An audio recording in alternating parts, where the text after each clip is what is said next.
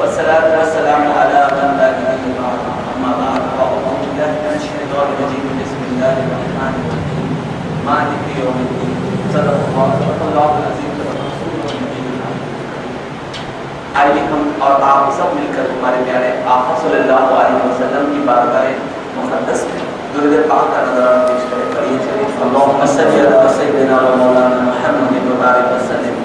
آپ نے بات کیا ہے کہ میں نے کئی بار میں لوگوں کی فضیلت آپ کے سامنے ذکر کرتا ہوں کہ اپنے کئی لوگوں کی فضیلت سنی ہے، لیکن ابھی اپنے پاس اتنا وقت کا مطالبہ کم ہے، وقت نہیں ہونے کی وجہ سے انشاءاللہ عز و جل میں ڈائریکٹ اپنے موضوع پر آؤں گا. اور انشاءاللہ عز و جل موضوع کے تعلق سے جو پچھلے ہفتے میں نے موضوع جو ڈسکشن کرنے کے بعد تھوڑا موضوع جو میرا رک گیا تھا جہاں پر ہم گفتگو کمپلیٹ نہیں کیے تھے، تو انشاءاللہ اس گفتگو سے میں انشاءاللہ کنٹینیو کروں گا.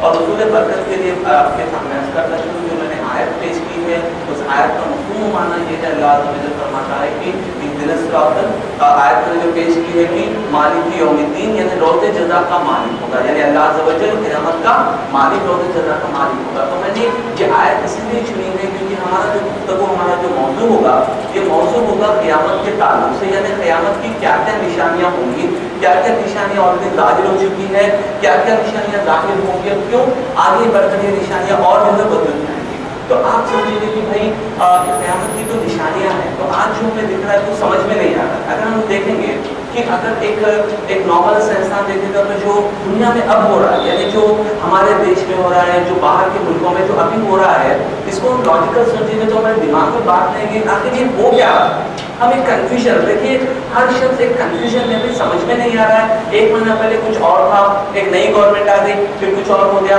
پھر ایک دوسرے کنٹری میں جو ہے پہلے کچھ اور لوگ تھے، پھر بعد میں کچھ اور لوگ آ گئے. یہ ٹوٹل کنفیوژن اسٹیٹ ہے. اتنا کنفیوژن ہے کہ بندے کو ایک اوپینین بنانے کے پہلے کوئی چیز چینج ہو رہا ہے، وہ صرف کنفیوژن میں رہ جا رہا ہے. تو یہ کنفیوژن ہم دور کس طرح سے کریں گے؟ ہمیں یہ سمجھ میں کس طرح سے آئے گا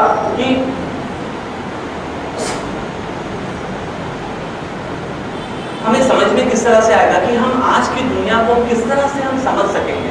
میں آپ کی بات میں قرآن پاک کے آیت کا مفہوم اور ترجمہ پیش کرتا ہوں. انشاءاللہ ہم اس کو اگر سمجھ جائیں گے تو آپ سمجھیں گے کہ ہم یہ چیزیں کیوں نہیں دیکھ سک رہے ہیں. سورہ ملک کی آیت نمبر 5 میں اللہ تعالیٰ فرماتا ہے کہ ہم نے آسمان کو چراغوں سے آراستہ کیا، چراغوں سے سجایا. سورہ ملک آیت نمبر 5 میں اللہ فرماتا ہے ہم نے آسمان کو جو ہم آسمان دیکھتے ہیں، آسمان کو اللہ نے کیا کیا؟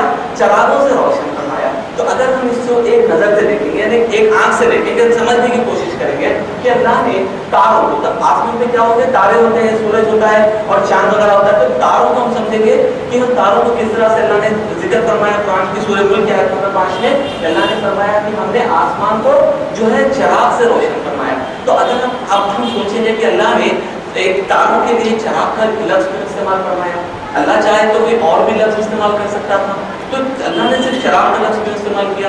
اگر ہم سوچیں گے تو یہیں پر اللہ فرماتا ہے قرآن کی دوسری صورت کی آیت میں اللہ فرماتا ہے کہ تم قرآن میں غور کیوں نہیں کرتے.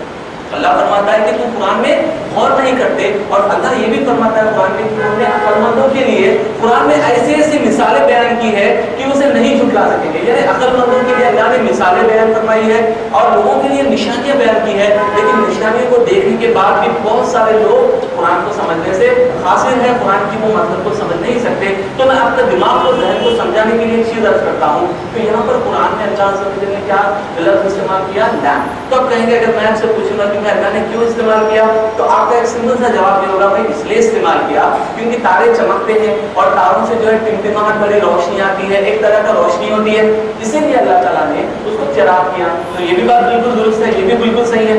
لیکن آپ سوچئے اب اگر ہم قرآن کی گہرائی کو دیکھنا چاہتے ہیں، اگر قرآن کے لاجک کو سمجھنا چاہتے ہیں تو ایک بات آپ غور کیجیے. آج ہمارے پاس روڈز ہے، ہمارے پاس ایئر ویز ہے، ہمارے پاس جو ہے ٹرین کی جو سفر ہے، اس سے ہم آسانی سے ہمیں پتہ چلتا ہے کہ کون سے ڈائریکشن کو جا رہے ہیں. ابھی ہمارے پاس انفیکٹ آج ہر ایک بندے کے پاس جی پی آر سسٹم اپنے موبائل میں ہے. وہ گوگل میپس وغیرہ انسٹال کرے گا تو وہ کہاں جا رہا ہے صرف آپ کو ایک راستہ آپ دیکھ سکتے ہیں. ہوتا ہے نا ابھی وہ ٹیکنالوجی ہے. میرے بھائی ایک بات بتائیے، آج سے ایک 50 سال پہلے یا 100 سال پہلے مجھے بتائیے ہمارے جو بزرگ تھے وہ کیسے راستے ڈھونڈ لیتے تھے؟ اگر وہ یہاں سے وہ مکہ جانا چاہ رہے تو کیسا جاتے تھے وہ زمانے میں؟ तो आप अगर गौर करेंगे तो सबसे पहले ज़माने में एस्ट्रोनॉमी एक साइंस हुआ करता है, अभी भी वो एस्ट्रोनॉमी साइंस है, जिसके ज़रिए से तारों को देखकर जो है लोग एस्ट्रोनॉमर्स और आम लोग भी तारों को देखकर समझते थे कि ये रास्ता कहाँ पर जाएगा, ये रास्ता किधर जाएगा। यानी वो लोग के पास ये टेक्नोलॉजी थी उस दौर में कि एक तारे को वो बेस बनाएंगे और बेस बना के ये सबसे ज़्यादा चमक रहा है और ये सबसे कम चमक रहा है, तो वो ये उनके पास नॉलेज था कि कौन सा तारा किस जगह से ज़्यादा चमकता है। अगर मशरिक ले ले, मगरिब ले ले, नॉर्थ साउथ ईस्ट वेस्ट ले ले, तो एक जगह पे कौन सा तारा चमकता है, किस तरफ जाना है। तो आप अब समझिए कि यहाँ पर अल्लाह ने तारे को फरमाया कि ये तारा जो है चिराग है। तारा क्या है, ये एक लैंप है, चिराग है।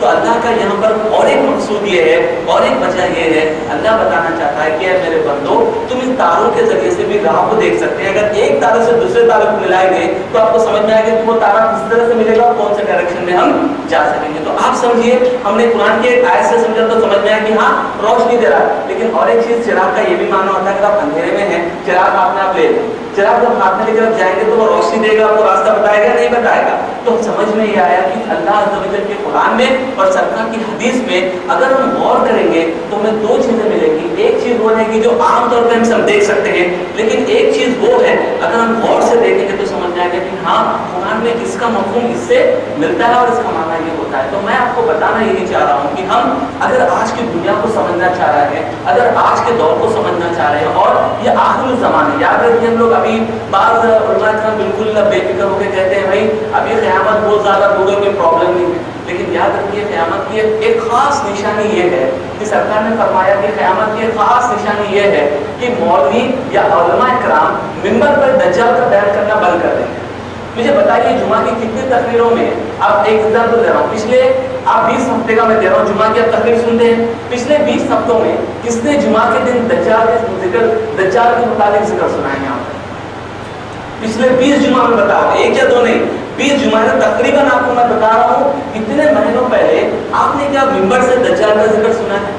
नहीं सुना। सरकार ने फरमाया कि दज्जाल वो है जब क़यामत के कुर्बे क़यामत होगा तो ऐसा आलम होगा कि उलमा इकराम खुद उसका जिक्र करना बंद कर देंगे। तो आप समझना ये है कि हम वो ज़माने में है या नहीं। तो और एक आपको मैं छोटी सी मिसाल देता चलूँ, सरकार सल्लल्लाहु अलैहि वसल्लम ने फरमाया आपने एक ऐसा ज़माना आएगा कि लोग झूठ को सच समझेंगे, लोग झूठ को सच समझेंगे और सच को झूठ समझेंगे। तो आप बोलेंगे ऐसा कैसा हो सकता है? आप बोलेंगे हम इतने तो बेवकूफ़ नहीं है, लेकिन मेरे भाई हम इस हदीस को समझ नहीं पाए और उस हदीस को मैं समझाता हूँ आज के जरिए से, आज के दुनियावी एतबार से समझिए। वहाँ पर अगर आप देखेंगे सबसे पहले तो अब जो क्राइसिस हो रहा है, अभी जो अटैक हो रहा है वो गाजा पे अटैक हो रहा है। अभी मैं आपके पास पेपर कटिंग नहीं लाया हूँ, मैं गाजा पे अटैक हो रहा है मेरे भाई। तो अटैक करने वाले कौन है? इजरायली गवर्नमेंट अटैक कर रही है। तो अब अगर आप पेपर में देखेंगे, बीबीसी आप खोलिए, बीबीसी चैनल अगर आप खोल के देखेंगे या बीबीसी रिलेटेड न्यूज़पेपर देखेंगे या कोई भी मीडिया जो इजराइल को कंट्रोल कर रही है उसको आप खोल के देखेंगे तो उसमें रहेगा कि भाई इजराइल के 40 सोल्जर जो है ना मार दिए गए। क्या दिखेगा आपको उसमें? हेडलाइन रहेगी इजराइल के 40 सोल्जर्स मार दिए गए, इजराइल को बहुत ज्यादा नुकसान हो रहा है, इजराइल को जो है इजराइल के ऊपर बमबारी की जा रही है। पढ़ेंगे न्यूज़ में, किसमें? मीडिया में पढ़ेंगे। लेकिन हकीकत ये है कि तकरीबन 1900 से ज़्यादा फ़लस्तीनी मुसलमान बच्चे और औरतें और बड़ों को शहीद कर दिया गया। आप मेन मीडिया पर ये चीज़ को अब नहीं देखेंगे। मैं आपको अभी बता रहा हूँ, एक न्यूज़ कटिंग मैंने लाई, क्योंकि जब मैं आपके सामने बयान करूँ तो आपको यकीन होना है कि भाई ये चीज़ हो रही है। मैं एक न्यूज़ आर्टिकल मैं आपको बताता हूँ, देखिए आज ही का नहीं है, डेक्कन क्रॉनिकल का, Israeli jets found targets in Gaza. अब यहाँ पे इंग्लिश हेडलाइन देखिए, Israeli jets found targets in Gaza. इसका मतलब ये है, अब ये एक्चुअली डायरेक्ट आपको ये नहीं बता रहा है कि इतने लोगों को मार दिया गया, ये इनडायरेक्टली आपको जो है इंग्लिश का लफ्ज यूज करके बता रहा है कि इजराइल ने किस पर बम गिराए हैं? इजराइल ने गाजा पर बम गिराए हैं। इसमें कई लोग शहीद हुए हैं, कई लोग, लेकिन हेडलाइन क्या बनाया वो? Israel force Gaza. अब आप भी तो समझ में आ रहा है क्या मतलब है इसका? यकीन मानिए कि आज की जो मीडिया है, आज का जितना भी पेपर मीडिया है, टेलीविजन मीडिया है, इसका सिर्फ काम ये है कि झूठ को सच बताए, झूठ को सच बताए और सच को झूठ बताए। अगर आपको यकीन ना हो, अगर आप कहें नहीं हजरत ऐसा कुछ भी नहीं है, टेलीविजन बहुत अच्छी चीज़ है, टेलीविजन से हमें बहुत अच्छी चीज़ें मिलती हैं। मैं आपको एक चीज़ बताता हूँ, मैंने ये एक्सपेरिमेंट ट्राई किया, आपको मैं उसका हकीकत में क्या हो रहा है बताता हूँ। रमजान से पहले मैंने यहाँ पर ऐलान भी किया, मैंने कहा कि अल्हम्दुलिल्लाह मेरे घर से मैंने टीवी को निकाल दिया, क्योंकि वो दज्जाल के सिस्टम में से एक अहम मोहरा है जिसको यूज़ करके तमाम वर्ल्ड को अभी कंट्रोल किया जा रहा है, तमाम लोगों के दिमाग और जहन को सिर्फ टेलीविजन के जरिए से कंट्रोल किया जा रहा है। तो मैंने क्या किया, रमजान से बिल्कुल पहले मैंने टेलीविजन को घर से निकाल दिया। अब यकीन कीजिए, अब एक पॉइंट बता रहा हूँ, अगर हमारे घर वालों को एतराज होता, मेरे बीवी मेरे बच्चों को एतराज होता, तो होना चाहिए था रमजान में मुझे पूछे कि भाई नहीं, हम टीवी होना जरूरी है, हम टीवी जरूर देखना चाह रहे हैं, वहाँ होना, हम जो है इस्लामिक चैनल देखेंगे, कहना चाहिए कब रमजान में। लेकिन यकीन मानिए रमजान का पूरा महीना गुजर गया, कोई एक बात भी उन्होंने ना टीवी के बारे में जिक्र किया, ना किसी बारे में जिक्र किया। लेकिन जिस तरह रमजान का चांद नजर आया ईद के दिन ही जो है, ईद के दिन नेक्स्ट दिन हमारे वाइफ कहते हैं कि भाई टेलीविजन नहीं रहेगा तो हम कैसा रहेंगे, वो ज्यादा हमें जो है बोर मार रहा है, हमें जो है प्रॉब्लम हो रही है। हमारे घर वाले कह रहे हैं, तो भाई जब ही समझ गया कि देखिए अगर ये शैतान तो 30 दिन आजाद नहीं बंद था, अगर शैतान को इससे खतरा नहीं होता कि अगर कोई घर में टीवी ना हो तो वो उसे कंट्रोल नहीं कर सकता, तो शैतान क्यों चाहता कि मैं टीवी रखूं। मेरे भाई अब समझिए ये बात, ये लॉजिकल चीज है कि शैतान के सबसे बड़ा जो हथियार है, दज्जाल का जो हथियार बनेगा वो मीडिया है, और मीडिया में सबसे अहम हथियार है टेलीविजन। और मैंने एक बयान भी किया, मैं इंशाल्लाह आपके मौजूद की तरफ जाता हूँ, लेकिन मैं आपको जहनों को थोड़ा सा समझाना चाह रहा हूँ कि हम किस एज में जी रहे हैं।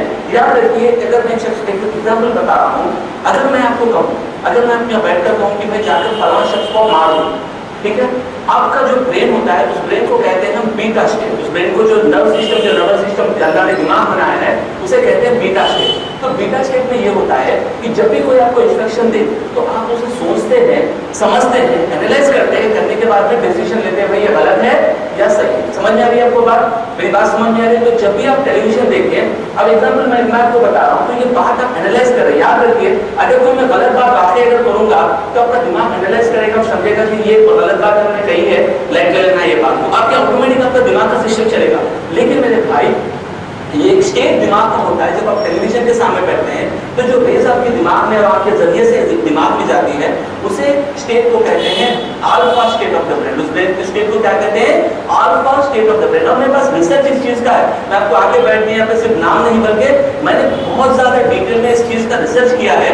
तो इस चीज को मैंने देखा कि मैं नहीं, ये अंग्रेजी साइंटिस्ट बोलते हैं, मैं मुसलमान साइंटिस्ट हूँ, मेरे भाई अंग्रेज बोल रहे हैं कि जब टेलीविजन चालू किया जाता है तो जो रेस आती है उसके जरिए से जो दिमाग का जो चेंज होता है उसको कहते हैं alpha state of the mind. अब ये जो चीज आप देखिए, एक है बीटा स्टेट, एक है अल्फा स्टेट।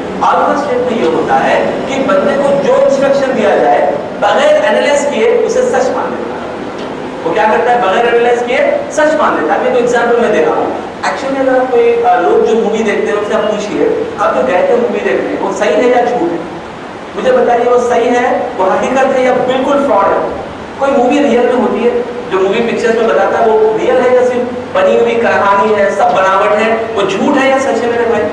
लेकिन यकीन मानिए वो चीज को देखकर कई नौजवान उसी तरह बनने की कोशिश कर रहे हैं या नहीं कर रहे हैं। उसको देखकर जिसमें वो आ रहा है वो लोग उसी तरह बनना चाह रहे हैं। अगर उसमें आलिशान महल बताया जाए तो बंदा ऑटोमेटिकली भी वो आलिशान महल होना, और एक अमेजिंग गाड़ी बताया जाए तो बोले कि भाई को ऐसी गाड़ी होना। यानी समझिए मेरी बात को कि जब अल्फा स्टेट में बनना जाता है समझने की सलाहियत नहीं होती, जो वहां पे बताया जा रहा है वही करता है। यही होता है अपने बच्चे भी जब टेलीविजन में कोई कार्टून देखते हैं बोलते हैं कि भाई एक ये गाड़ी है, क्योंकि ये गाड़ी होना, मैं कोई और गाड़ी नहीं लूंगा। ये बच्चों का दिमाग बन रहा है। तो याद रखिए, तो सबसे बड़ी बात, ये तमाम दुनिया में जो कंट्रोल मीडिया का है वो मीडिया का कंट्रोल है ज़ायनिस्ट ऑर्गेनाइजेशन। मैंने कहा कि ज़ायनिस्ट कौन है? इजराइल को बनाने वाले खुद ज़ायनिस्ट है। तो तमाम मीडिया कंपनीज ज़ायनिस्ट के कंट्रोल में, ज़ायनिस्ट के कंट्रोल में है। वो जो चाहे प्रोपेगेंडा करे, जो चाहे वो बताए, वो मीडिया वाले चलाएंगे। तमाम दुनिया को अपने इस मीडिया प्रोपेगेंडा में लाएंगे और झूठ को सच और सच को झूठ बताएंगे। और याद रखिए, इस्लाम को जो माज़अल्लाह इन काफिरों ने जो है इस्लाम को टेररिज्म का नाम दिया है, याद रखिए मेरे भाई, इस्लाम का जितना पीस मजहब है, इस्लाम में जितना अमन का पैगाम है, आपको कहीं नहीं मिलेगा। और आपको हदीस सुनाता हूँ, सरकार सल्लल्लाहु अलैहि वसल्लम के सहाबी हज़रत उमर फारूक रज़ियल्लाहु अन्हु के दौर में एक वाक़या है। एक शख्स है, एक ज़ईफ़ुल शख्स है, लेकिन वो मुसलमान नहीं, वो ज़िम्मी काफ़िर है। यानी वो उसने जिज़िया यानी टैक्स देने का इरादा किया था। बूढ़ा शख्स था, वो रोड पर चलकर भीख मांग रहा था। क्या कर रहा था? भीख मांग रहा था। तो हज़रत उमर फारूक का वहाँ से गुजर हुआ, उसने पूछा, ऐ ज़ईफ़ुल उमर शख्स, आप तो इतने बूढ़े हो गए, आप अभी भीख क्यों मांग रहे हैं? तो उन्होंने कहा, उस ज़ईफ़ुल शख्स ने कहा, हालांकि वो काफ़िर है, उन्होंने कहा कि दरअसल बात ये है कि मैं यहाँ पर मुसलमान नहीं हूँ, लेकिन आपको हम टैक्स पे करना पड़ता है, जिजिया पे करना पड़ता है, इस वजह से मैं भीख मांग के आपको टैक्स पे कर रहा हूँ। तो फौरन उमर फारूक ने कहा कि ये जुल्म और ज्यादती है, आज के बाद किसी भी काफिर, जिम्मी काफिर से आपको जिजिया नहीं लेना है जो ज़ईफ़ुल उमर हो जाए। تو میرے بھائی بتائیے اسلام یہ کہہ رہا ہے کہ جو ضعیف العمر کو مارتے نہیں، اسلام یہ کہہ رہا ہے اگر وہ ضعیف ہو تو اس سے جزیہ اور ٹیکس بھی نہ لیا جائے. اور سرکار صلی اللہ علیہ وسلم کے دور میں خود مدینے میں اور مکہ کے ایریے میں اس دور میں مدینہ میں خاص کر یہودی ہوا کرتے تھے، نصرانی ہوا کرتے تھے، دوسرے مذہب کے ہوا کرتے تھے، سب کے سب مل کے وہ اپنی جگہ پر رہتے تھے، سرکار صلی اللہ علیہ وسلم اپنی جگہ پر رہتے تھے. تو اسلام جو پیغام دیتا ہے وہ یہ ہے کہ جب تک ہمیں کوئی نہ کوئی پرابلم نہ دے تو ہم اسے کچھ نہیں کریں گے، ہم ہمارے طریقے پہ رہیں گے، وہ ان کے طریقے پہ رہیں گے، مجھ سے مطلب نہیں. اسلام یہ سکھاتا ہے. لیکن میڈیا پروپیگنڈا کے ذریعے انہوں نے یہ کیا کہ اسلام کا مطلب کیا ہے، کوئی داڑھی والا دیکھا تو بتا دیں کہ بھائی یہ جو ہے یہ فلاں فلاں گروپ کا ہے. تو یہ اسلام کے خلاف پروپیگنڈا ہے میرے بھائی. آپ جاننے کی ضرورت ہے کہ میڈیا اپنے خلاف ہے اور ہم کہہ رہے ہیں کہ بھائی وہی میڈیا کو ہم دیکھ رہے ہیں اپنے گھر میں لا رہے ہیں تو اسی کے تو معاون بن رہے ہیں. آپ لوگ جو ہے ایگزامپل لے لیجیے، رمضان میں ہم نے اسرائیل کا خوب بائیکاٹ کیا تو تمام دودھ تو چھوڑ دیا، ٹھیک ہے، لیکن میڈیا کی کمپنیز جو ہے، میڈیا کی کمپنیز انہیں کی ہے میرے بھائی. National geographic channel, Discovery channel, star news, star world, جتنے چینلز ہیں یہ تمام چینلز اگر اوپر جائیں گے نا، اس کے جو شیئر ہولڈرز ہیں وہ یو ایس اے کے زائنسٹ آرگنائزیشن کے شیئر ہولڈرز ہیں. اور اگر جتنا آپ دیکھیں گے نا اتنا ان کے پاس ایڈورٹائزر آئیں گے، ایڈورٹائزرز ان کو پے کریں گے. تو ہم تو ایک طرف تو ہم جو ہے اسرائیل کو بائیکاٹ کر رہے ہیں، دوسری طرف میڈیا کو پیسے دے رہے ہیں. تو یہ کہاں کا بائیکاٹ ہوا؟ تو میری بات سمجھیے کہ میری بات سمجھنے کی کوشش کیجیے کہ ہم چاہیے کہ میڈیا کو ہم اینالائز کریں. یعنی جو پیپر میں آئے تو اس کو سچ کبھی مت مانیں، اپنے خود کا ریسرچ کیجیے اور نیٹ کے ذریعے سے دیکھیے کہ جو سچے جو کریکٹ سائٹس ہیں اس میں آپ جا کر دیکھیں کہ کیا ہو رہا ہے اور کیا نہیں ہو رہا. اگر ہم جو چیز اس میں آ گئے ہم اس کو ماننا شروع کر دیں گے تو بالکل گمراہ ہو جائیں گے اور خود اپنے مسلمان بھائیوں کے خلاف ہم جو ہے پروپیگنڈا کرنا شروع کر دیں گے. تو یہ میرا اہم بات تھی، میں نے آپ کی بارگاہ میں رکھی. تو آپ اس بات کو ضرور ضرور سوچیے اور بعد میں آپ اس چیز کے بارے میں غور بھی کیجیے. اور ایک بات آپ غور کیجیے، میں نے لاسٹ پہ کیا تھا، میں اپنے موضوع کی طرف آ رہا ہوں. یہ ضروری اس وجہ سے تھا کہ میں آج جو دیکھ رہا ہوں کہ میڈیا میں اتنا مینیپولیشن کیا جا رہا ہے کہ آدمی بالکل جھوٹ کو سچ سمجھ بیٹھے. مسلمان کا بھی یہ پرابلم ہے. ایگزامپل میں بتاؤں آپ کو، کتنے لوگوں کو گدافی جو لیبیا کا کنگ تھا، لیبیا کا لیڈر تھا گدافی کو کتنے لوگوں کو معلوم ہے گدافی کون تھا؟ کتنے لوگ جانتے ہیں گدافی؟ معمر گدافی جو ہے کتنے لوگوں کو پتا ہے آئیڈیا ہے آپ کو؟ اچھا میں ایک سوال پوچھتا ہوں آپ کو، لیبیا کو جو اٹیک کیا گیا، یو ایس نے اٹیک کیا، نیٹو نے اٹیک کیا، ٹھیک ہے، اٹیک کر کے انہوں نے ختم کر دیا، ٹھیک ہے، کس وجہ سے ختم کیا؟ میں آپ کو سوال کر رہا ہوں، آپ کو جو سمجھ میں مجھے بتائیے. یہ بیان نہیں، ایک لیکچر ہے، ایک کلاس ہے جس میں بھی سیکھ رہا ہوں، آپ بھی سیکھ رہے ہیں، ٹھیک ہے. تو آپ مجھے بتائیے کہ کیوں اٹیک کیا ہے لیبیا کو؟ ان کا کیا، انہوں نے پیپر میں کیا دیا، نیوز میں کیا دیا، کیا بتایا ہم کو؟ کیا بتایا کہ کیوں انہوں نے اٹیک کیا؟ وہ کیا تھا؟ صحیح لیبیا کا جو لیڈر تھا اس کو کیوں مارا گیا؟ ہم کو کیا بتایا میڈیا نے، پیپرز نے کیا بتایا؟ آپ نے پڑھا ہوگا اخبار میں. تو وہ اچھا ایک بات بتائیے، وہ صحیح شخص تھا یا غلط شخص تھا؟ یہ بتائیے مجھے. آپ کو آپ کی میڈیا کے نالج کے حساب سے مجھے بتائیے. سمپل سا کوشچن ہے. ہاں غلط شخص تھا. کیا شخص تھا؟ حضرت آپ اچھا شخص تھا یا غلط شخص تھا؟ اب میڈیا میں جو بتایا اس کے حساب سے بول رہا ہوں. جو آپ کو ایک امپریشن دیا گیا ہے اس شخص کے بارے میں، اچھا تھا یا غلط تھا؟ غلط تھا. آپ اگر میڈیا میں دیکھیں گے تو آپ غلط تھا. میں ایک بات بتاتا ہوں، آپ کو سمجھاتا ہوں. اب یہ حقیقت دیکھیے، میں نے کچھ لیبیا کے لوگوں سے میں نے ڈسکس کیا ہے، نیٹ کے بلاگنگ کے ذریعے سے میں نے ان کی چیزیں دیکھی ہے. تو وہاں پہ میں بتاتا ہوں لیبیا میں فری کرنٹ کیا ہوتا تھا؟ فری کرنٹ، فری گھر. سوچ سکتے ہیں آپ، کھانے کے لیے جو پرووائڈ کرنا ہے، اگر کوئی غریب ہے اس کو فری میں جو ہے کھانے کا بھی انتظام کیا جاتا تھا گورنمنٹ کی طرف سے. کوئی بیمار ہو جائے تو اس کو فری میڈیسن دیا جاتا تھا. اگر کوئی شادی کرے تو اس کو ایک گھر تحفے کے طور پہ گورنمنٹ نے دیا جاتا تھا. اور اگر وہاں پہ جتنا بھی تیل بک رہا ہے میرے بھائی، وہ تیل میں سے تمام وہ خود نہیں کھاتا جیسے سعودی لوگ کھا رہے ہیں، ویسا نہیں، بلکہ مسلمانوں کے لیے ایک فنڈ رکھا تھا. جتنے بھی مسلمان کو جو بھی ضرورت پڑے گی وہ اس فنڈ میں سے لے گا. یہ مسلمان اور اسلام کا پیسہ ہے. یاد رکھیے میرے بھائی، گدافی جو ہے ریالٹی یہ ہے کہ وہ شخص اسلام پر تو تھوڑی بہت چیزوں میں عمل نہیں کر رہا تھا، لیکن وہ مسلمانوں کا جو ہے چہیتا تھا. وہاں کے لوگ اس کو جو ہے نا بہت زیادہ مانتے تھے. اور وہ شخص ایسا تھا کہ مسلمانوں کی بھلائی کے لیے انہوں نے تمام چیزوں کا انتظام کیا تھا. لیکن میڈیا نے ہمیں کہا کہ بھائی یہ بہت بڑا ظالم حکمران ہے، اپنے جو ہے نا لوگوں پر ظلم کر رہا ہے، لوگوں پر جو مار رہا ہے. اس کے بعد انہوں نے کیا کہ اچھی سی کرنے کو بم گرا کر جو جو نا ظلم و زیادتی کر دی. اور آج حال یہ ہے کہ وہ لوگ کے پاس نہ رہنے کے لیے گھر ہے نہ کھانے کے لیے کچھ ہے. تو آپ دیکھیے ہٹا ہوا لیبیا پہ بتایا کیا گیا ہمیں کہ یہ بہت بڑا گندا شخص تھا، لیکن حقیقت کیا ہے؟ وہ شخص اگر تھوڑے سے اس پہ گندگی تھی، تھوڑے سے گناہ تھے، لیکن اس کے باوجود بھی وہ مسلمان کا خیر خواہ تھا، مسلمان کے لیے اچھائی کرنے کا جذبہ رکھتا تھا، اسی لیے اس کو مار دیا۔ تو لیکن میڈیا نے ہمیں کیا بتایا، نہیں وہ بہت برا شخص تھا اور مر گیا بہت اچھا ہو گیا۔ بعض لوگوں سے میں نے پہلے سنا ہے کہ بعض والے اچھا ہو گیا مر گیا بہت بیکار آدمی تھا، سنا میں ایسا، لیکن ریالٹی کیا ہے کہ وہ شخص اتنا برا نہیں تھا جتنا ہم نے میڈیا میں بتایا۔ تو یہ پروپیگنڈا مشین ہے، یہ اسلام کے خلاف یوز کیا جا رہا ہے میرے بھائی۔ تو ہم جاگنا ہے، ہمیں سمجھنا ہے کہ ہم اس کو کس طرح سے ٹیکل کریں۔ میں نے جو آیت قرآن پاک کی بتائی ہے آپ کو، ایک آیت میں اللہ نے فرمایا کہ دو چیزوں کو دیکھنا ہے، دو پہلو کو سمجھنا ہے، تو اسی چیز کو ہم آگے دیتے جاتے ہیں اور انشاءاللہ حدیث کے ذریعے سے کچھ پروفیسیز کو انشاءاللہ کچھ اللہ کے رسول نے جو کرنا ہے ہم اس کو سمجھنے کی کوشش کریں گے۔ میں نے آخری بیان میں ایک چیز آپ کے سامنے ذکر کی کہ جب اسلام جب دنیا میں اتنا ظلم اور اتنی زیادتی ہو رہی ہے، آپ سوچیے کہ بھئی یہ ظلم اور زیادتی کیوں ہو رہی ہے، کیوں اسلام پر اتنا ظلم کیا جا رہا ہے، کیوں بچوں کو مارا جا رہا ہے، کیوں ظلم ہو رہا ہے؟ اگر آپ دیکھیں گے تو اسرائیل کا سب سے بڑا ماسٹر پلان ہے، میں نے ان کے کچھ ڈاکیومنٹس پڑھے ہیں، آپ جا کر نیٹ پہ ریسرچ کیجیے آپ کو مل جائیں گے۔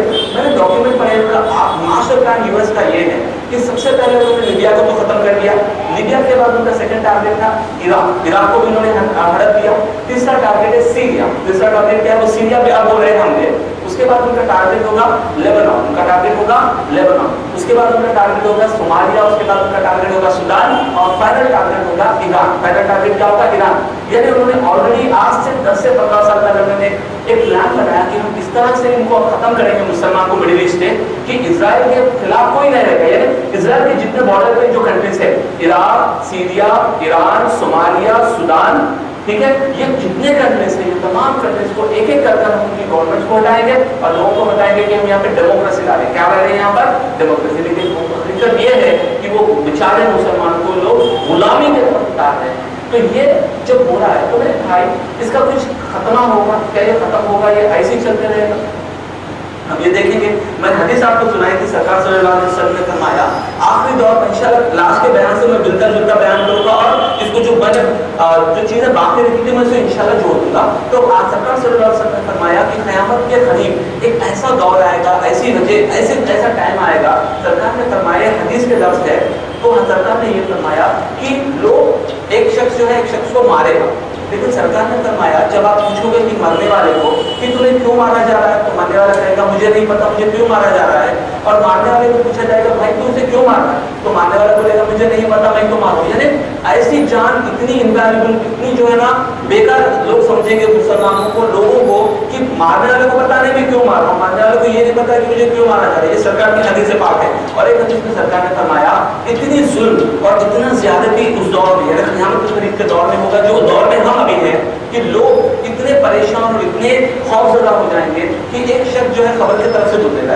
ایک شخص خبر کے پاس سے گزرے گا، خبر کو دیکھ کر خبر کو دیکھے گا، اس پہ لوٹے گا، کیا کرے گا؟ خبر پر لوٹے گا، لوٹنے کے بعد جب اٹھے گا کہے گا کہ کاش میں اس جگہ پہ ہوتا، کاش میں اس جگہ پہ ہوتا۔ یعنی اتنی ظلم اور اتنی زیادتی ہوگی کہ مسلمان شخص اتنا دبایا جائے گا کہ وہ خبر پر لوٹ کر سمجھے گا میں مر گیا تو میرے لیے اچھا تھا، کیوں یہاں؟ اور سرکار نے فرمایا یہ جو پرابلم اس کا ہے، یہ پرابلم کی وجہ دین میں فتنوں کی وجہ سے نہیں بلکہ دنیا میں فتنے، یعنی دنیا میں جو مسلمان پر ظلم اور زیادتی کی جا رہی ہے اس کی وجہ سے یہ ظلم اور مسلمانوں پر ہوگا کہ وہ خبروں کے اوپر لوٹیں گے اور سمجھیں گے میں مر گیا تو میرے لیے اچھا ہوتا۔ تو اب ایک بات ہمیں سمجھنا ہے کہ اس کے بعد کیا ہمارے لیے کوئی راستہ ہے جس سے مسلمان آگے بڑھ سکے؟ دیکھیے ہر بات یاد رکھیں کہ آخر میں الحمدللہ سرکار کے حدیثوں کے مطابق، اللہ کے قرآن کے مطابق جیت تو ہونی ہے مسلمان، اس کی جیت ہونی ہے، چاہے وہ ان کے پاس کتنا بھی ہتھیار ہو، چاہے کچھ بھی ہو، لیکن آخر میں جیت ہونی ہے مسلمان کی، اسلام کی جیت ہونی ہے۔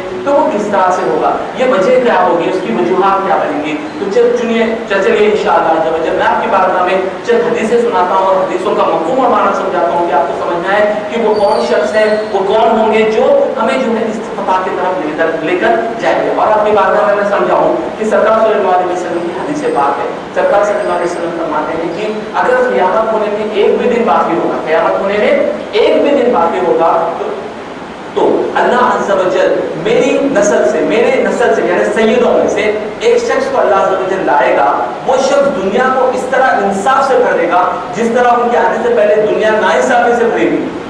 سرکار نے یہ فرمایا کہ ایسا انصاف سے بھر دے گا جس طرح وہ ناانصافی سے بھری ہوئی تھی۔ اور ایک حدیث میں سرکار فرماتے ہیں اور اتنا امن و شانتی ہوگی اس دور میں، سرکار فرماتے ہیں کہ جو جانور ہوتے ہیں، جانور پرندے جانور ہیں، وہ بھی اتنے خوش ہو جائیں گے کہ وہ बिल्कुल आपस में जो है मेल जोल और भाईचारा हो जाएंगे। यानी हदीसों में यहाँ तक आता है कि एक बकरी का बच्चा, एक शेर, दो एक ही झील में पानी जो है पिएंगे, लेकिन बगैर खौफ के पिएंगे। तो सोचिए आप कि वो कैसा दौर होगा, कैसा वक्त होगा कि शेर और वो तो जानवर उसके पास पकड़ ले कि वो इतना अदो इंसाफ वाला हो जाएगा कि वो समझेगा कि भाई इसके पानी में इसका हक है, मैं इसके हक को नहीं लूंगा। तो मेरे भाई ये दौर कब आएगा, इसकी वजूहत क्या बनेगी और इसके आगे हमको क्या करना होगा? कुरान और हदीस की रोशनी। देखिए मैं अगर कोई ओपिनियन दूं तो आप मुझे ठुकरा दीजिए, लेकिन सरकार की हदीस अगर मैं सुनाऊं और कुरान की अगर कोई आयत आपको समझाऊं तो उस पर आपको एक मुसलमान होने के नाते यकीन करना तो लाजमी, उस पर अमल करना भी हम पर, मुझ पर भी और आप पर भी लाजिम होगा। तो सरकार सल्लल्लाहु अलैहि वसल्लम ने फरमाया उनकी वजूहात वो कब जाहिर होंगे, वो जो शख्स है वो शख्स कब जाहिर होंगे। सरकार सल्लल्लाहु अलैहि वसल्लम की एक अलामत भी उन्होंने बताई। सरकार ने फरमाया कि उनका चेहरा जो है बिल्कुल चौड़ा होगा, यानी एक अच्छे से जो है चेहरा होगा, उनकी नाक थोड़ी सी लंबी और बहुत प्यारी होगी और उनके चेहरे से नूर टपकता होगा। उनके चेहरे से क्या टपकता होगा? नूर की शुआओं की तरह नूर निकलता होगा। और सरकार ने ये भी हदीस में फरमाया कि वो मेरे फातिमा से जो है फातिमा के खानदान से होंगे, यानी मेरी नस्ल से होंगे। ये भी सरकार सल्लल्लाहु अलैहि वसल्लम ने फरमाया। अब मैं आपको बताता हूँ कि उस शख्स का नाम क्या है। सरकार ने फरमाया उस शख्स का नाम मेरे नाम की तरह होगा, यानी मोहम्मद इब्ने अब्दुल्ला। उनका नाम क्या होगा? मोहम्मद इब्ने अब्दुल्ला। उसके बाद सरकार ने फरमाया कि उनका और एक उनका लक़ब होगा अल महदी। उनका लक़ब क्या होगा? इमाम अल महदी। इमाम अल महदी का मतलब होता है leader of the guided people, like leader of the guided. यानी इमाम अल महदी, यानी इमाम अल महदी वो शख्स होंगे, वो इमाम होंगे जो तमाम भटके हुए मुसलमानों को, तमाम जो मुसलमान एक दूसरे को टूटे हुए थे, इन तमाम को एक रास्ते पर जोड़ेंगे। तमाम को आप देखिए, अगर कोई नाम खोलते जाए आप कौन सी जमात के आपको निकलता है, यानी अरे भाई ये वो जमात है, वो जमात है, वो जमात है, यानी मुसलमान को टुकड़े टुकड़े हो गए। और अल्हम्दुलिल्लाह सरकार के दौर से आज तक सिर्फ एक ही फिरका था जो सही रास्ते पर सही तरीके पे चलने वाला, वो अहले सुन्नत वल जमात है। इसके लिए हमें कोई बोलने की जरूरत भी नहीं है। लेकिन कई ऐसे फिरके जो अहले सुन्नत वल जमात से करते गए, नए फिरके बनाते गए। जैसे कि एक शक्राली फिरका है, उन्होंने क्या किया? उन्होंने कहा कुरान हमारे लिए सब कुछ है, हम इसको मानते हैं। क्या है फिरके का नाम? अपने आप को कहते हैं अहले कुरान, यानी चक्राल भी है वो लोग हदीस को मानते हैं। हदीस बताए नहीं मानते हैं, हदीस से लोग क्या आपको खाली कुरान को मानते हैं। ऐसे एक फिरका बन गया। एक फिरका बन गया जो कुरान में जो लफ्ज है वो लफ्ज कुछ मानते हैं, उसका माना हम नहीं मानते। यानी जो लफ्ज है वही हम समझेंगे, उसके आप जो इंटरप्रिटेशन कर रहे हैं, यानी आसमान का जो तारा है, तारा जो है चिराग ही है बस, उसको आप जो है ना इंटरप्रेट करके ऐसा वैसा समझाते हो नहीं समझेंगे। तो मेरे भाई याद रखिए, तो ये जो ग्रो बढ़ रहे हैं, हमको जो बांटा जा रहा है, इसके पीछे यही राज है कि जब हम बटे हुए रहेंगे, जो मुसलमान खुद आपस में लड़ते रहेंगे, बटे हुए रहेंगे, आगे वाले को बहुत आसान है भाई इन दोनों में खुद लड़ाई लगा दो ताकि ये खुद आपको आपस में मार के मर जाए। होगा या नहीं होगा? तो वो तमाम मुसलमान उम्मत को जोड़ने वाले होंगे, वो है इमाम अल महदी। आप बोलेंगे हजरत ये तो हम मुसलमान मान रहे हैं, हम तो मुसलमान पर ईमान रखते हैं, क्योंकि हदीस में सरकार सल्लल्लाहु अलैहि वसल्लम ने जिक्र फरमाया कि मेरी खानदान में से एक शख्स आएगा। लेकिन एक क्वेश्चन मैं आपसे करता हूँ, क्या यहूदी, क्या नसरानी भी इनको मानते हैं या नहीं मानते? एक मैं आपसे क्वेश्चन कर रहा हूँ, मानते होंगे या नहीं? अच्छा, इजराइल जो सबसे आज का सबसे बड़ा जो है ऑपरेशन और सबसे बड़ा टेररिस्ट पूरी दुनिया का इजराइल है, ठीक। तो अब ये मानता होगा या नहीं मानता होगा? बोलेंगे वो लोग क्या मानते, लोग डरे नहीं होंगे। तो भाई याद रखिए, ये लोग जब इराक में अबू गरीब नाम का एक प्रिजन है, वहां पर जो कैदियों को उन्होंने पकड़ा और इतना टॉर्चर ये लोग करते हैं, और तमाम उलमा इकराम को ये पकड़ कर टॉर्चर करते हैं, पूछते हैं एक ही सवाल कि तुम्हारे इमाम महदी कहाँ पर है? क्या सवाल कहते हैं वो लोग? इमाम महदी। क्यों? क्योंकि उन्होंने हमसे पहले हदीस भी पढ़ ली और उनको पता है कि जब इमाम महदी आएंगे तो इनका एक भी चीज नहीं चलेगी, क्योंकि इमाम महदी के ज़ुहूर के बाद इंसाफ ऐसा कायम होगा कि जब जैसे नाइंसाफी थी उससे ज्यादा इंसाफ कायम होगा। तो आप याद रखिए, आज भी यहूदी और नसरानी इमाम महदी को तलाश कर रहे हैं। इराक में, सीरिया में, जगह जगह वो लोग देखते हैं कि इमाम महदी कौन है। अगर इनको थोड़ी भी इन्फॉर्मेशन दी, उन्होंने इनाम भी रखा है शख्स का अगर कोई इमाम महदी का। लेकिन इन बेवकूफों को ये पता नहीं, हदीस में सरकार ने फरमाया मेरी नस्ल से इमाम महदी आएंगे। सरकार की हदीस देखिए कितनी प्यारी हदीस है कि वो एक ही रात में जाहिर हो। वो क्या होंगे इमाम महदी? वो इमाम महदी ऐसे नहीं होंगे बोलेंगे भाई मैं इमाम महदी हूँ आओ मेरे पास, नहीं। अल्लाह का करम ऐसा होगा कि उनको कोई पहचान ही नहीं सकेगा कि इमाम महदी सिर्फ एक ही रात में जाहिर होंगे। और वो कैसे जाहिर होंगे उसकी भी अलामत सरकार ने फरमाई। सरकार सल्लल्लाहु अलैहि वसल्लम ने फरमाया कि उस दौर में यानी सऊदी अरेबिया में, अरब में जो वक्त में इमाम महदी आए थे वो बहुत करीब वक्त है। इमाम महदी जब आएंगे, सरकार की हदीस सुनिए کہ اس دور کے جو حکمران ہوں گے یعنی جو رولر ہوں گے, جو بھی کنگ عبداللہ بیٹھا ہوا ہے سعودی کے تخت پہ ہوتے تو اسرائیل کے جو ہے نا پپیٹ بنے ہوا ہے, غلام ہے اسرائیل کا. یاد رکھیے میں نے بیان کیا ہے سعودی کی حقیقت میں نے بیان کیا, اس میں میں نے ڈیٹ کے ساتھ آپ کو بتایا کب یہ لوگ بکے ہیں اسرائیل کے ہاتھوں, کیسے یہ لوگ اسرائیل کے غلام ہیں, سب بتایا. وہ ویڈیو آپ نیٹ پر موجود ہے, توحید سے اگر آپ یوٹیوب پہ اگر ٹائپ کریں گے تو وہ بیان بھی دیکھ سکتے ہیں. اس بیان میں نہیں جا رہا ہوں, تو میں سمجھا رہا ہوں کہ جب یہ کنوں کے بیچ میں ایک جو ہے رولرز کے بیچ میں ایک جنگ ہو جائے گی, یعنی یہ خود آپس میں لڑیں گے. جب آپس میں لڑیں گے سرکار فرماتے ہیں کہ ایسا وقت آئے گا کہ یہ لوگ امام مہدی کو جو ہے نا پہچانیں گے. امام مہدی کو کیا کریں گے, پہچانیں گے. مدینے میں ایک شخص ہے جو امام مہدی کے کو پہچانے کی یہ لوگ سمجھیں گے کہ یہ امام مہدی ہے. تو ایک شخص بھاگتا ہوا مدینے سے کعبہ کو آئے. ایک شخص بھاگتا ہوا کہاں پر آئے گا, مدینے سے کعبہ آئے گا. مدینے سے کعبہ آنے کے بعد میں وہ شخص جو ہے کعبے کے پاس چھپ جائے گا, کعبے کے پیچھے چھپ جائے گا. تو لوگ انہیں دیکھیں گے اور دیکھ کر پہچانیں گے کہ یہ امام مہدی ہے, اور ان کو آ کر زبردستی ان کے ہاتھ میں بیعت کریں گے کہ ہمیں پتا ہے کہ آپ امام مہدی, اور ان سے بیعت کرنے کے لیے بیٹھ جائیں گے. تو جب دنیا کو پتا چلے گا کہ یہ امام مہدی کا ظہور ہوا ہے اور وہ صرف ایک رات کے اندر بنے. اور یاد رکھیے بیوقوفوں کو یہ پتا نہیں کہ اگر جب تم کچھ بھی کر لو آپ کو پتا نہیں ہوگا کہ امام مہدی کون ہے. اب یاد رکھیے تبرانی شریف کی حدیث پاک ہے, امام مہدی جب ظہور کریں گے, ظہور ہوں گے, ان کی عمر صرف 40 سال کی ہوگی.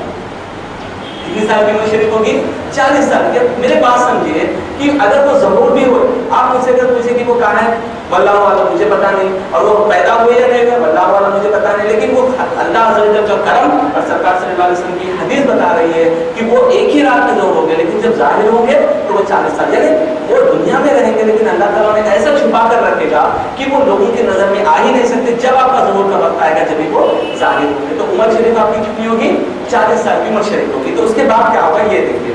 آپ کو ایک بات بتاتا ہوں, ایک حدیث پاک مسلم شریف کی حدیث پاک ہے. ایک شخص سیریا میں نکلے گا, سرکار فرماتے ہیں حدیث دیکھیے, ایک شخص جو ہے سیریا میں نکلے گا جس کا نام سفیانی ہوگا. اس کا نام بھی سرکار نے بتایا, اس کا نام کیا ہوگا, سفیانی. لاسٹ میں اس کا نام کیا رہے گا, سفیانی. سرکار نے فرمایا اتنا بڑا ظالم اور اتنا بڑا جو ہے نا کمینہ ہوگا اور جو ہے جھوٹا ہوگا کہ یہ اتنا ظلم کرے گا کہ یہ عورتوں کے پیٹ کو کاٹے گا. کیا کرے گا, عورتوں کے پیٹ کو کاٹے گا, اس کے اندر کے بچوں کو بھی یہ کاٹے گا. کون, یہ سفیانی نام کا شخص. اور ایک سرکار نے فرمایا بظاہر یہ دیکھنے میں تو بہت زیادہ نیک ہے, بہت نیک رہے گا, لیکن اندر سے یہ کافر رہے گا, اور اس کے آدمی جو ہے نا مسلمانوں پر ظلم کریں گے, مسلمان زیادہ نہیں کریں گے. یہ کہاں پر آئے گا, سیریا میں. کہاں پر آئے گا, سیریا میں. اب میں آپ کو بتاتا ہوں ابھی جو سیریا میں ہو رہا ہے, کچھ کانفلکٹ ہو رہی ہے, کچھ وار ہو رہا ہے سیریا میں. تو یاد رکھیے یہ تمام جب آگے بڑھیں گے نا, تو جب امام مہدی کے قریب جب یہ دور آئے گا تو اس دور میں جب ظلم و زیادتی ہو جائے گی, سفیان نام کا شخص ہوگا, جب اسے پتہ چلے گا کہ مکہ میں جو ہے ایک شخص ہے جو امام مہدی ہے, تو اپنی بہت بڑی فوج کو کیا کرے گا, یہ اپنی بہت بڑی فوج کو لے کر امام مہدی کو جو ہے نا قتل کرنے کے لیے, شہید کرنے کے لیے بھیجے گا. تو یہ اور ایک حدیث میں آ رہا ہوں, جو حدیث میں نے روکی تھی, سرکار فرماتے ہیں کہ جب امام مہدی کا ظہور ہوگا تو ایک بہت بڑا لشکر سیریا سے, جو سفیانی نام کے شخص کا سیریا سے بہت بڑا لشکر آپ کو قتل کرنے کے لیے, آپ کو مارنے کے لیے آئے گا. سرکار فرماتے ہیں جب وہ مدینہ اور مکہ کے بیچ میں جگہ ہے جس کا نام ہے بیدا, جگہ کا نام کیا ہے, بیدا. جب وہ بیدا میں آئیں گے, اللہ عز و جل زمین کو حکم فرمائے گا کہ یہ زمین کی ہے تو نکل لے, اور وہاں پر ایک زمین اچانک سے کھل جائے گی, تمام کا تمام لشکر زمین کے اندر ہو جائے گا. اور یاد رکھیے سرکار فرماتے ہیں جیسا یہ ہوگا, جیسا یہ نشانی ہوگی, تو سیریا سے ابدال یعنی اولیاء اللہ بھی سیریا میں ہے, اولیاء اللہ جو زندہ ہیں وہ لوگ, اور عراق سے جو مسلمان سچے مسلمان ہیں وہ لوگ, تمام کے تمام جو امام مہدی کے ہاتھ پر آ کر بیعت کریں گے اور امام مہدی کے لشکر میں جوائن ہو جائیں گے. اس کے بعد سرکار فرماتے ہیں اس کو دیکھ کر قریش میں سے بنی خلف کا ایک قبیلہ ہے جو ابھی بھی ہے, آپ جائیے مکہ مدینے کے طرف بنی خلف ایک ایریا ہے, کتوں کو پالتے ہو, کتوں کو بہت زیادہ وہ جو ہے چاہتے, بنی خلف, خلف کا مطلب ہوتا ہے کتا, تو وہ کتے کی جو پالنے والی جو شخص ہے اس قوم کو کہتے ہیں بنی خلف. تو سرکار فرماتے ہیں بنی خلف سے ایک گروہ نکلے گا, قریش سے ہوگا, وہ لوگ حضرت امام مہدی کو جو ہے قتل کرنے کے لیے آئیں گے. لیکن سرکار فرماتے ہیں اللہ کی مدد سے ایسی شاندار فتح و نصرت ہوگی اور تمام مسلمان اس بنی خلف کو ہرا دیں گے, اور بنی خلف کو ہرا کر امام مہدی وہاں پر فتح کریں گے, اور مکہ اور مدینہ میں جو ہے آپ اپنا جو ہے تمام جو کنگڈم ہے, کنگڈم خلافت کہیں گے, کنگڈم نہیں کہیں گے, کنگڈم الگ ہے, تو اپنی خلافت کہاں پر قائم کریں گے, آپ مکہ اور مدینہ میں قائم کریں گے. تو آپ سمجھیے کہ یہ تمام چیزیں کھڑی ہیں. یاد رکھیے میں نے جو पहली आयत सुनाई है कि अल्लाह ने फरमाया तारे क्या है, ये चिराग है। अगर आपको ये रास्ता ढूंढना है, अगर आपको ये रास्ता ढूंढना है तारों के जरिए, तो आपका काम है एक तारे से दूसरे तारे को जोड़ा जाए, दूसरे तारे से तीसरे तारे को जोड़ा जाए, तीसरे तारे से चौथे तारे को, तो जब तो आप रास्ता मिलेगा। इसी तरह साइंटिफिक पॉइंट ऑफ व्यू से और इस्लामिक एंड टाइम्स के हिसाब से हम जो अभी पढ़ रहे हैं हदीसों को अगर हम मिलाएंगे तो आपको एक दौर से दूसरे दौर को मिलने का मौका मिलेगा। अब आपको बताता हूँ, अब मेरी जो तहरीर मैंने की है कुरान और हदीस को नजर में रखते हुए सरकार के हदीस से बार बार सुनाता हूँ कि जेरूसलम की आबादी में मदीने की वीरानी है, यानी जेरूसलम जब पवर जाएगा तो मदीना क्या होगा, मदीना वीरान हो जाएगा, मदीने के पास पवर नहीं होगा। सरकार ने फरमाया मदीने की वीरानी में जंग अजीम यानी मलहमा यानी वर्ल्ड वॉर 3, आज के दौर में याद रखिए वर्ल्ड वॉर 3 होगा। तो अब मैं आपको समझाता हूँ कि वर्ल्ड वॉर 3 जब होगा, जब इमाम महदी का ज़हूर होगा। और याद रखिए वर्ल्ड वॉर 3 में अब एक टर्म मैं बताता हूँ कि वर्ल्ड वॉर ये है क्या, यानी वर्ल्ड वॉर को किसे कहते हैं। याद रखिए वर्ल्ड वॉर का माना होता है जब बड़े कंट्रीज एक दूसरे से लड़ना शुरू करते हैं, बड़े कंट्री जैसे कि आज के दौर में आप ले लीजिए अमेरिका है, रशिया है, ऑलरेडी ये लोग लड़ने के मूड में आ गए, ठीक है। चाइना है, ये भी बड़ी कंट्री है। इजराइल है, ये तो छोटी है लेकिन मिलिट्री इसके पास बहुत ज्यादा है, ठीक है। नाटो है, यानी जो बहुत बड़े कंट्रीज 28 का ग्रुप है, और इंडिया है जो दूसरे कंट्रीज, ये तमाम बड़े कंट्रीज में आते हैं।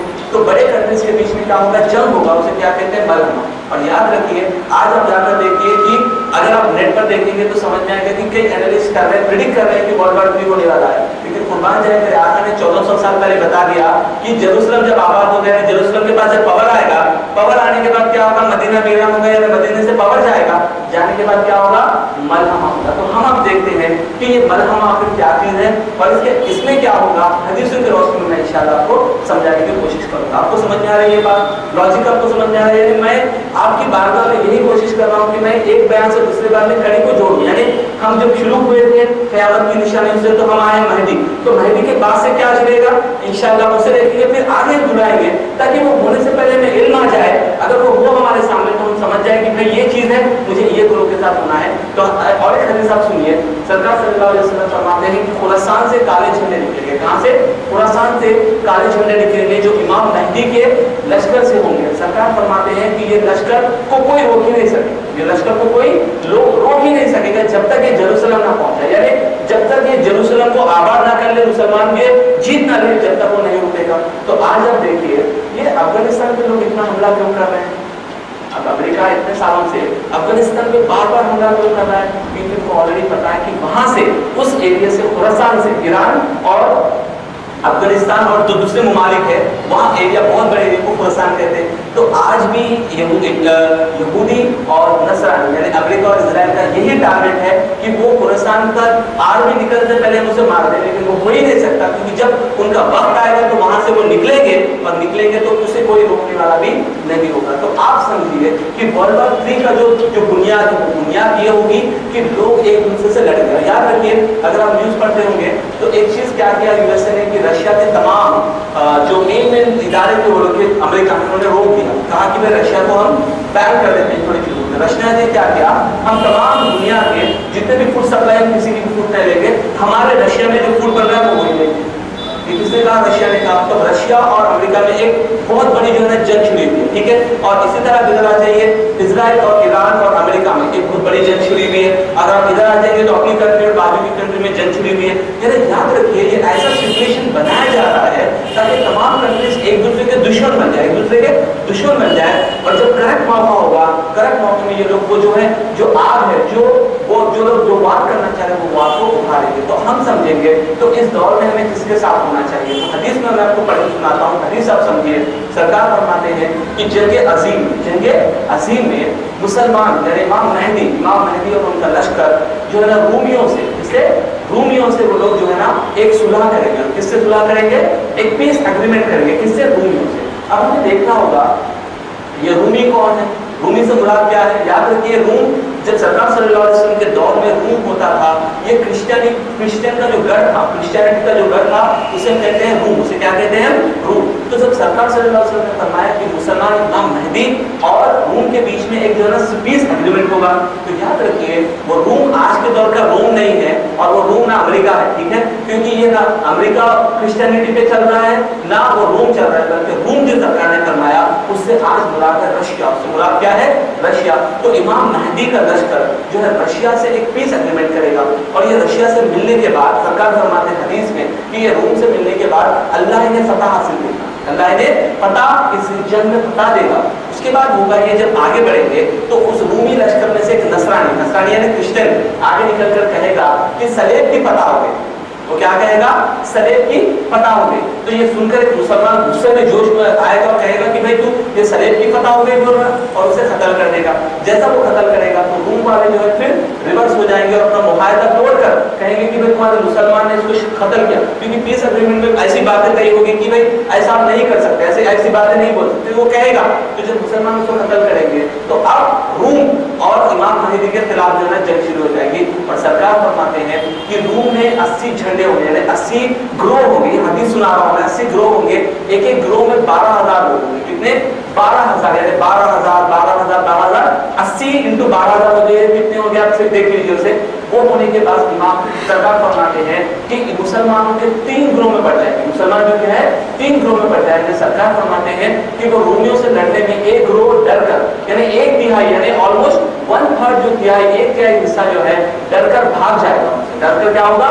بھاگ جائے گا۔ سرکار فرماتے ہیں اللہ تعالیٰ کبھی ان کی توبہ قبول ہی نہیں کرے گا، یعنی وہ ہمیشہ وہ جو ہے نا جہنم میں چلے جائیں گے۔ کیوں؟ کیونکہ وہ جنگ سے ڈر کر بھاگ گئے تھے۔ اللہ فرمائے گا اس میں سے 1/3 گروہ، اللہ کے رسول فرماتے ہیں کہ اس کے 1/3 گروہ جو ہے وہ لڑے گا اور وہ شہید ہو جائے گا۔ اور سرکار فرماتے ہیں کہ وہ اس روح زمین میں سب سے افضل شہدا ہوتے ہیں، اللہ تعالیٰ کو بہت بڑا مرتبہ دے گا۔ اس کے بعد سرکار فرماتے ہیں کہ جو ایک لاسٹ گروہ یعنی 1/3 یعنی 3 حصے کو کر دیجیے، ایک حصہ تو بھاگ گیا، ایک حصہ شہید ہو گیا، ایک حصہ جو رہے گا سرکار فرماتے ہیں کہ وہ لوگ ایسے رہیں گے کہ اللہ تعالیٰ ان پر کوئی آزمائش نہیں ڈالے گا، نہ ان کو کہیں جو ہے مصیبت کا سامنا کرے گا۔ اور یہ گروہ، یہ ایک گروہ جو بچا ہوگا، یہ جیروسلم جا کر جیروسلم کو فتح اور آزادی کرے گا۔